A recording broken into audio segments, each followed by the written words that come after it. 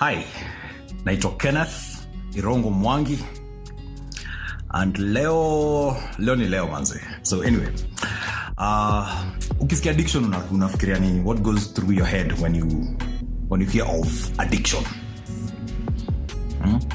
Porn, sex, alcohol, drugs.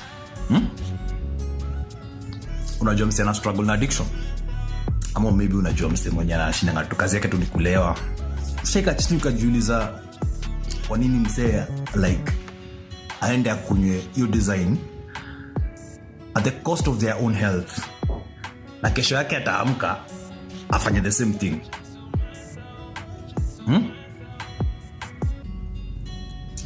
Sometimes tunachukulianga addiction at face value, but hatujui that there are some deeper things involved. So mimi nimestruggle na addiction, and leo nataka kunishare story yangu, because I believe by me sharing my story naweza kuwa nikiongelesha msee hapa, someone who is going through a similar situation can pick something out. I know all those thoughts, zile zenye umerudi kwa mtaa after maybe ulevi ama after that thing that you're struggling with, and after that high umerudi mtaa and you're all alone in the house and you're asking yourself, how can I beat this thing? This is not the life that I want. Unajiuliza, unasema hivyo, unashinda tu kusema hii najua, and you know unajua vizuri kabisa, unajua vizuri hii sio maisha yenyewe unataka, lakini umeshindwa kuacha. I'm a living testament that it is actually possible to beat addiction. So nakumbuka I was fairly young when the door was opened. I can't really remember how old I was, but nilimolestiwa na house manager wetu. Excuse me, I'm a house manager. Alikuwa Nyagodhie, sisi hao Nyagodhie manze. So Nyagodhie ameniita kwa bedroom, ameniambia lala huko, lala hiyo side, yakalala hii side nyingine opposite. Kapana miguu, and then akaniambia kanyaga. So mimi nikafanya hivyo innocently. I didn't know what I was doing. And then later on I think nilipata na sister yangu. Kwa nyumba tu pekee tu na sister yangu. Nikamwambia, auntie aliniambia nimkanyage tabia mbaya. And then the next morning I woke up, nikauliza my mom, auntie Nyagodhie kwa wapi? Kaambiwa ameenda kwa mama yake. That was the last time I ever saw Nyagodhie manze. Anyway, so that's how that door was opened. That happened. Then nakumbuka class 4 I was introduced to porn. Sasa hapo ndio mambo ilianza kuharibika, but nilikuwa na like. So from class 4 till 2023, around Jan hapo, I've struggled with porn. So ni miaka ngapi? Acha turudi nyuma kidogo. Alcohol ili come in nikiwa form 2 tech. That's when nilianza kukunywa pombe. Although nikiwa high school ilikuwa mbaya sana. So nilipass exams, nikaingia campus. Now when niliget to campus ndio vitu ziliharibika. Nilianza kunotice a downtrend when I was in third year. Hapo ndio vitu zilianza like kwenda down kabisa. And nikaanza kufail. I used to forge my transcripts because mapero hawako wanajua ati na fail, na sikuwa nimecome up na a way forward. Mimi nilikuwa tunajua na delay the inevitable. So 2014 nimecome and supposed to graduate deck, so ni early 2014, and I'm still forging my transcripts. Na najiuliza, what is happening? So najua my classmates were due to graduate na mimi najua si graduate. So your time ndio niliintroduce you to an organization that usually sends people to volunteer their services here in Kenya to a certain facility, and wana require kuwa na practice license. So mimi ndio nilikuwa wala unasemekananga, I know a guy. I was that guy. So I used to get those licenses for them from the Kenyan office. They needed those licenses to volunteer. So nilianza kuwa apply hizo license, ilikuwa poa. They used to pay me 5,000 per application. So later on in 2014, nimeona manzi si graduate and nimekaa hivi chini. I think nilikuwa na chana. Nimejiuliza, okay, sawa. What's going to happen now? Because clearly I'm not graduating, first of all. Second, I'm still in my parents' house na I need a source of income. Nilikuwa nimesota. Nilikuwa nimesota man. Isipokuwa hii 5,000 yenye like inakaa consistently. It was like inaweza kuja 1 month and then ika like 3-4 months and then kuja. So nakumbuka I used to forge my transcripts. I had that license in one hand and I had my forged transcript in another hand. And zangale hivi and then an idea popped. I was like, okay. So anyway, long story short, I started forging these licenses. Nakula pesa yote.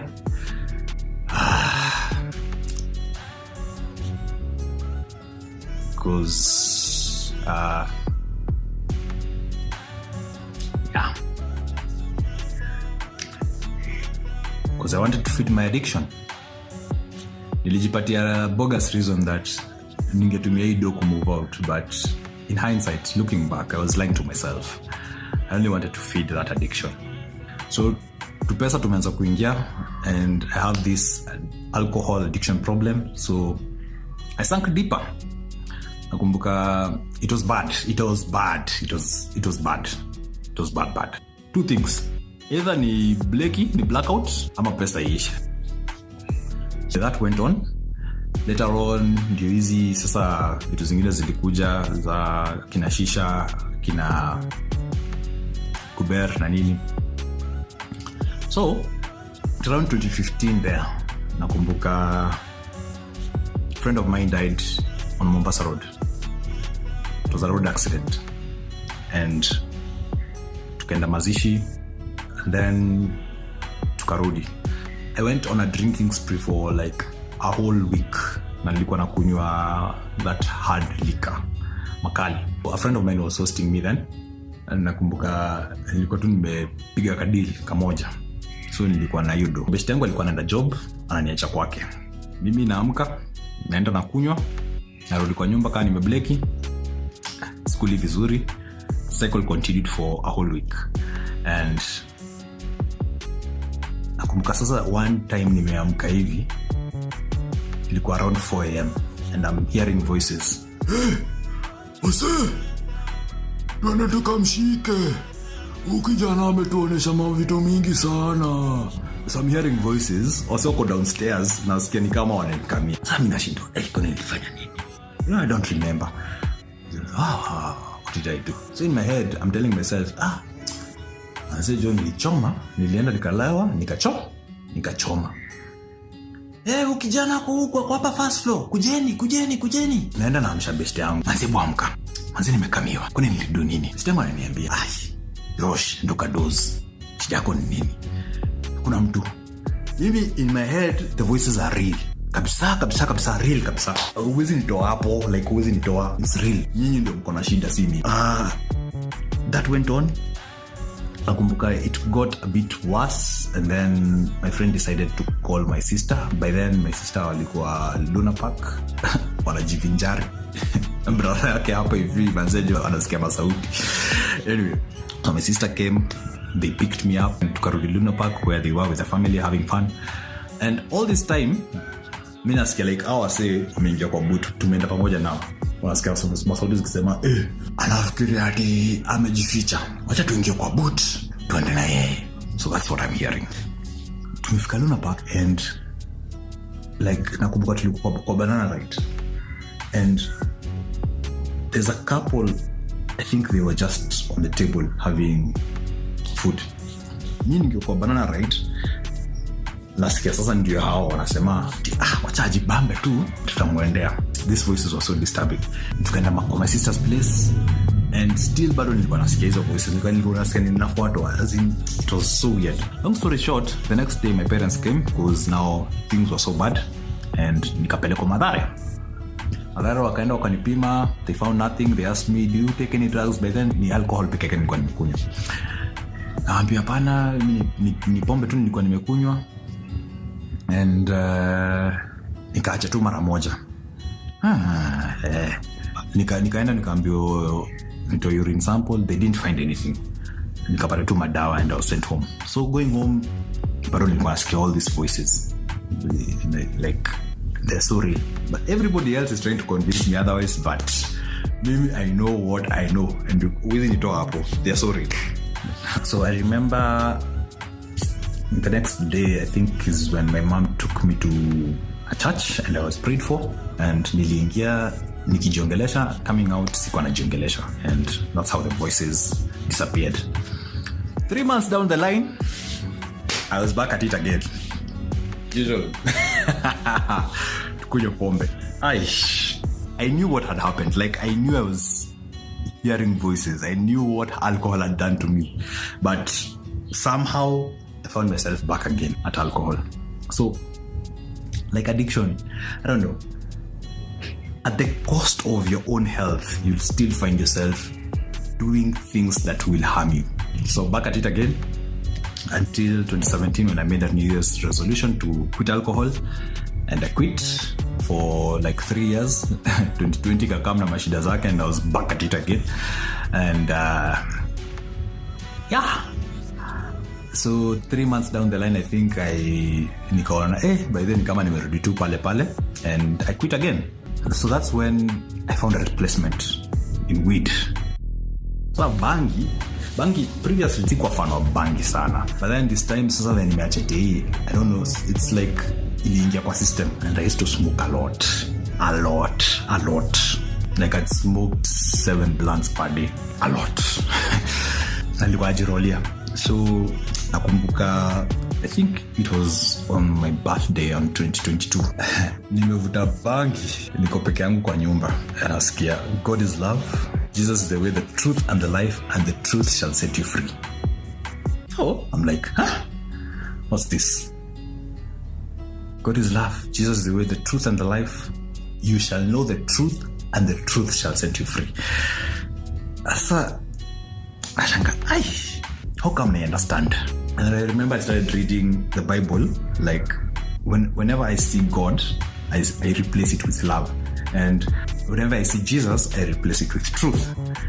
And it made sense. Like, it made sense.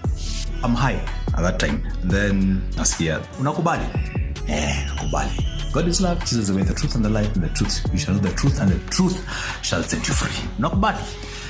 Nakubali. Haya. Si unajua hii mambo yako unapaswa uache. Endo kajiseme. Sasa Kenya naambiwa nene nijiseme, it's zile documents zenye nilikuwa na forge.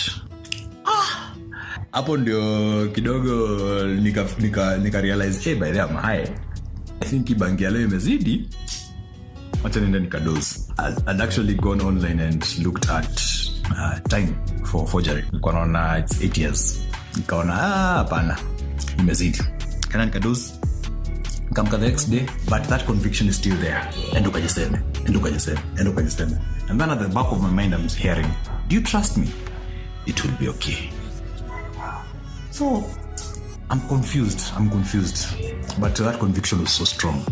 Anyway, kaingia kwa licensing manager.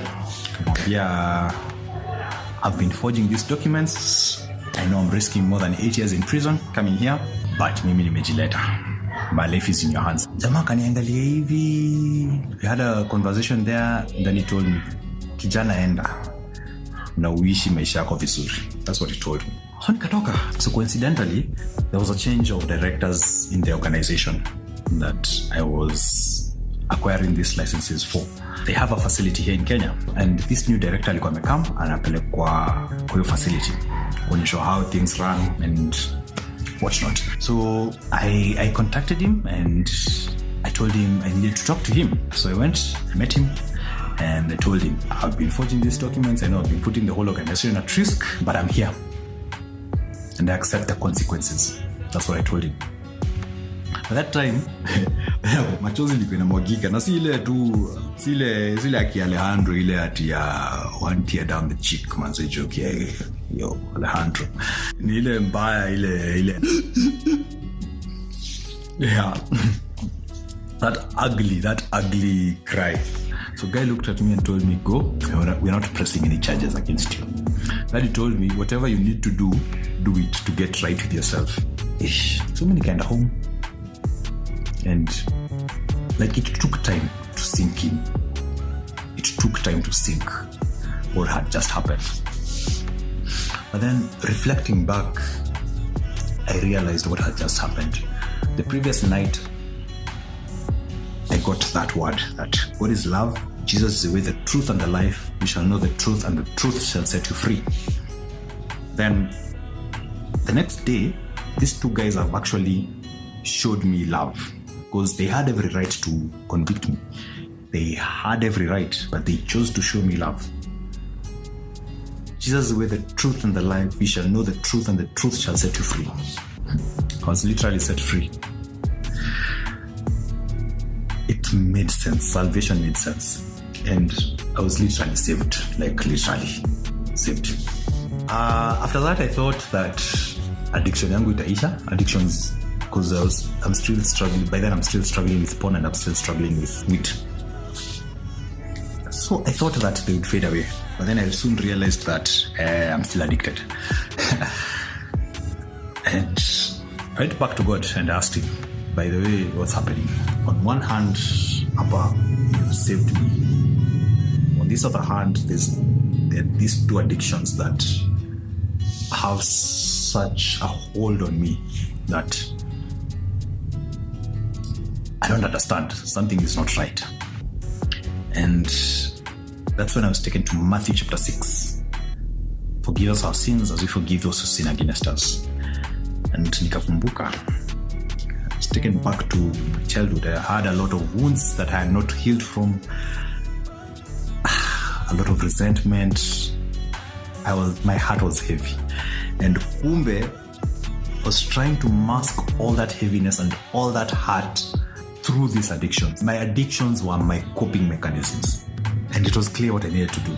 So I approached the people who I had carried in my heart, and I apologized. Told them, this happened, and I'm here, and I forgive you. And I also ask for forgiveness. And I remember after that, I think I only smoked one more time. Then I was delivered. And it actually now made more sense. You shall know the truth, and the truth shall set you free. I was literally set free from the chains of addiction as a result of knowing the truth, knowing and applying the truth. It's been a beautiful journey since then, and I can truly say without shame that God you go. So I'm actually appealing to anyone out there who has struggled with addiction. Reach out, share your story, and the more people come out and talk about their struggles, the more this thing will cease to be a monster that is eating up our society. Addiction comes in many forms and sizes, and I believe we can actually beat this thing one story at a time. So, kama ume struggle with addiction, it's not an isolated case. Many people out there are struggling with addiction, and I urge you to come out. Let's speak about it as a society. There's a lot of shame involved with addiction, but it doesn't have to be that way. It doesn't have to be shameful. It's only us who make it shameful. But as long as we are talking about it and we are raising awareness on the effects of addiction on our society, I believe we'll be one step closer to beating this thing. There's someone who is in a similar position. Probably you're wondering how you will get out, you'll get over this bondage, these chains. And you currently don't have a way out. You've tried with your own strength. It has not been possible. I'll leave you with these three things actually. God is love.